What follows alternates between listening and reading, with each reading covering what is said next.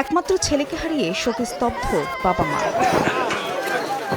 স্বজনরা জানান, রোববার রাতে তারাবির নামাজ আদায়ে রাজশাহীর পবার ধরমপুর গ্রামের বাড়ি থেকে দাদার সঙ্গে বের হয় ১১ বছরের আদিব।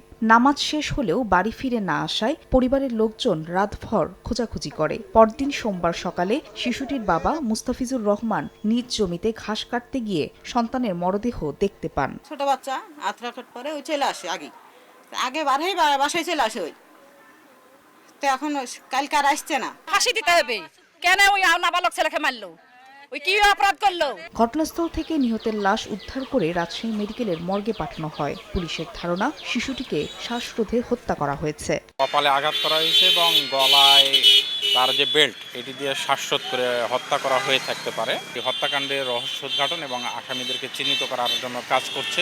একই জেলার পুঠিয়া উপজেলার চকপলাশী গ্রামে রোববার রাতে ট্রাকে করে আসা ৮ জন ডাকাত একটি বাড়িতে হামলার প্রস্তুতি নেয়। বিষয়টি টের পেয়ে গ্রামবাসী তাদের আটক করে গণপিটুনি দেয়। এতে একজনের মৃত্যু হয়। খবর পেয়ে পরিস্থিতি নিয়ন্ত্রণে আনে পুলিশ। বাকি ৭ জনকে আহত অবস্থায় রাজশাহী মেডিকেলে পাঠানো হয়।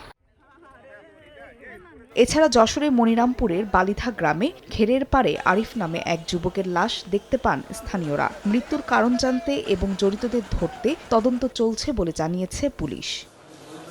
ফাহরিয়া ফারজানা, সময় সংবাদ।